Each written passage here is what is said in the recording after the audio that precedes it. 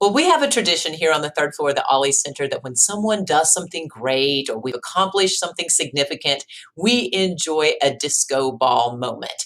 And I just feel like you have earned a disco ball moment. So, congratulations on making it to the end of this course. And I just want to spend a few minutes together recapping what all we have covered this semester.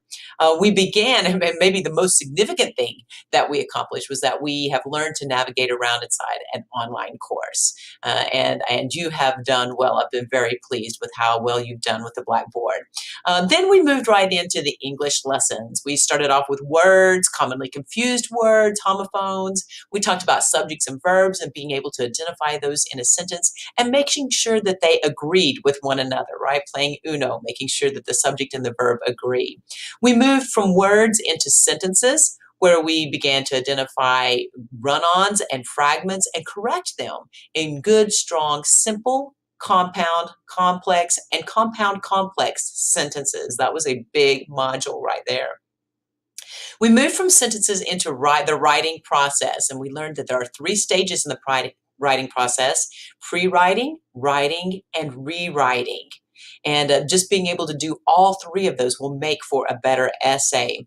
We did some writing, some paragraph writing, we moved into essay writing, and we discussed rhetorical modes.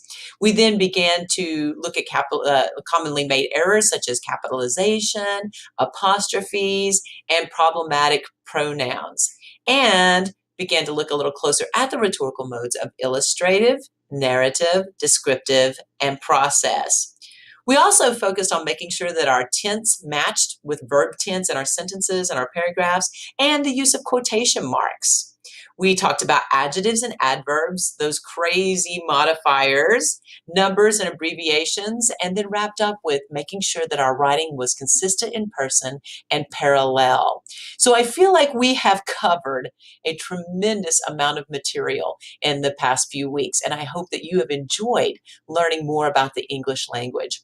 Ernest Hemingway once said that we are all apprentices in a craft where no one ever becomes a master. And I think that is so true of English. Just about the time I think I have memorized the rules either change or I find an exception. And so English has become a lifelong learning adventure. And I hope that it will be for you as well.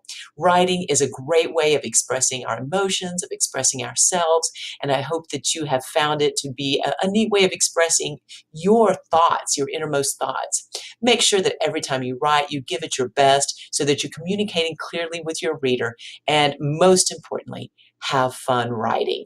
It's been great having you in class, and I wish you the very best.